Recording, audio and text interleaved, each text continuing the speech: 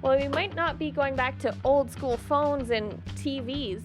I think we all still prefer cell phones, but we have seen a resurgence in audio equipment, the retro stuff that plays records and tapes. Now it's not just the records themselves, it's the stuff that goes along with it, the equipment. A lot of people are realizing that, MP3s have their place, but if you want a really good quality sound, you need to look back at the equipment from back in the day. Why do you think it is? Why do you think we like that old school style? I think people are realizing that the quality of sound is better when you have quality equipment and when you're listening to records. It's more of an interaction that people experience when they're dealing with turntables and with records.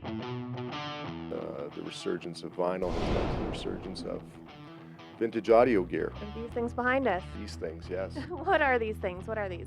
This is a selection of amplifiers, receivers, a lot of them made in Japan in the 70s, American made in the 70s as well.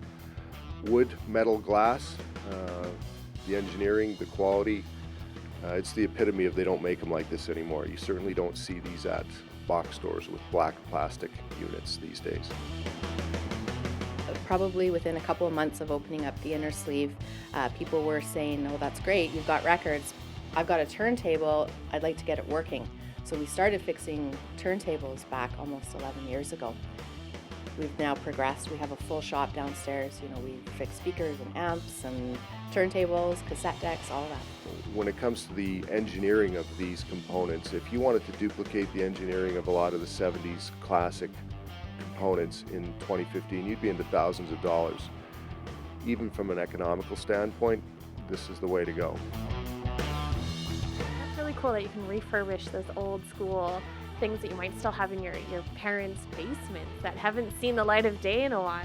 That's, very true. I mean, we go through a period as kids where we don't want anything to do with our parents until we realize they still have their Led Zeppelin records, and then all of a sudden they're cool again. So It is interesting when a 16-year-old comes in and they want to buy a Cream or Led Zeppelin record or a Hendrix record. It's brand new to them, but they were born into a digital age. They're used to music sounding pretty lousy, and sometimes their parents let them know there's something better out there, and I think that's why.